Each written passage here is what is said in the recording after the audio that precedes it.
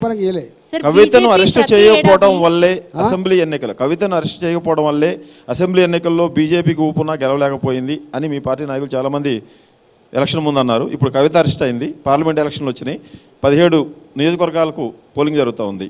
BJP ఎన్ని సీట్లను గెలుచుకుంటుంది? ఇప్పుడు బీజేపీ 12 సీట్లు గెలిచే ఆస్కారం ఉందని చెప్పి నేను చెప్పట్లే, సర్వే సంస్థలు చెప్తున్నాయి. 17 సీట్లలో పోటీ చేయగలిగే సత్తా బీజేపీకే ఉందని చెప్పి ఇలా లెక్కలు తెలుస్తూ ఉన్నాయి. మూడోది, సరే అసెంబ్లీ ఎన్నికల సందర్భంగా వాళ్ళు ఆ నరేషన్ బిల్డప్ చేయడంలో నమ్మించడంలో సక్సెస్ అయినరు. రేవంత్ రెడ్డి గారు బీజేపీ బీఆర్ఎస్ ఒకటి అని చెప్పి సోషల్ మీడియాలో కానీ మీడియా మేనేజర్స్ కానీ రకరకాల పద్ధతిలో నమ్మించడంలో సక్సెస్ అయింది కాబట్టి ఈ రిజల్ట్ వచ్చింది. సార్ 12 సీట్లు వస్తాయని చెప్పి మీరు అంత బలంగా చెప్తున్నారు, కానీ మల్కాజ్గిరి లాంటి దగ్గర మీకు బీజేపీ వాళ్ళ మీద నమ్మకం లేకనా లేకుంటే మరేదేననుకోవచ్చా? మీరు టీఆర్ఎస్ వాళ్ళని అంటే మీ పాత మిత్రుల్ని మళ్ళీ కలిసి మీకు సపోర్ట్ చేయమని చెప్పి కోరుతున్నారనేది ప్రచారం జరుగుతుంది. అదేవిధంగా టీడీపీ గతంలో టీడీపీ అక్కడ గెలిచింది, టీడీపీ వాళ్ళ సపోర్ట్ కూడా మీరు బయట బహిరంగంగా చెప్పకపోయినప్పుడు కూడా లోపల నుంచి సహకారం తీసుకుంటున్నారు. బీజేపీ మీద నమ్మకం లేక టీడీపీ ఇటు మీ పాత టీఆర్ఎస్ మిత్రులతో మీరు అడుగుతున్నారా ఓట్లకు సంబంధించి? ఎవరిని అడగలేదు.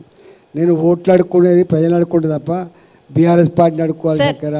టీడీపీ అంటే అక్కడ మాకు అలయన్స్లో ఉంది, వాళ్ళు మరి అనే పాలసీ ఇక్కడ తెలియదు. కానీ నేను ప్రజల దగ్గరికి పోతున్నా, ప్రజల ఆశీర్వాదం కోరుతున్నా.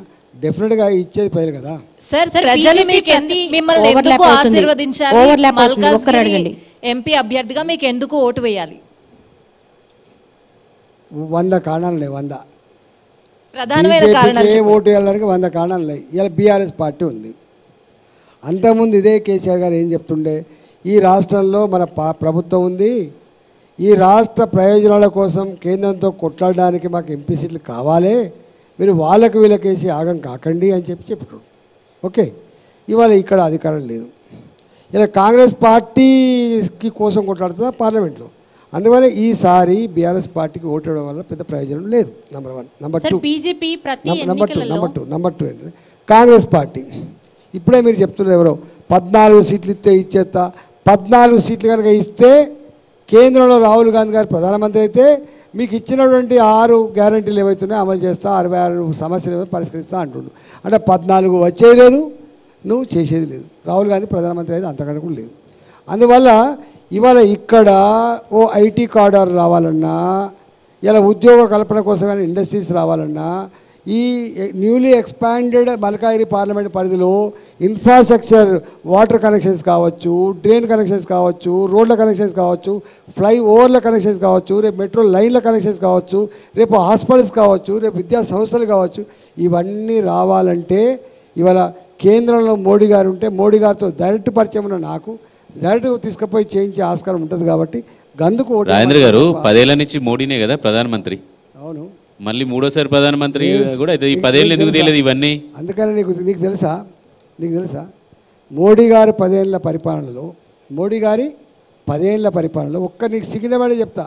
నీకు తెలుసా రైల్వే లైన్ ఎన్ని నిర్మాణమైనవి ఇక్కడ?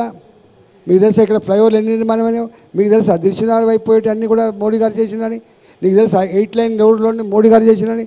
నీకు తెలుసా నేషనల్ హైవేస్ ఇలా స్వతంత్రం వచ్చినప్పటి నుంచి ఇప్పటి వరకు మీరు చెప్పిన ఐటీఐఆర్ కారిడార్ ఎందుకు రాలేదు? మీరు చెప్పిన స్కైవేలు ఎందుకు రాలేదు? మీరు చెప్పిన హైదరాబాదు సుందరీకరణ ఎందుకు జరగలేదు? అది అడుగుతుంది. నేషనల్ హైవేలు ఇచ్చారు, ఈ విషయం కాదు. ఇప్పుడు మీరు చెప్పారు కదా, నేను మల్కాజ్గిరిలో గెలిచి ఇవన్నీ చేస్తాని. మోడీ ప్రధానమంత్రిగా 10 ఏళ్ళు ఉంటున్నారు కదా.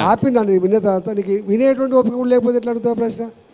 అంటే మీరు లేవనెత్తిన అంశాన్ని సారీ నేను అడుగుతున్నా.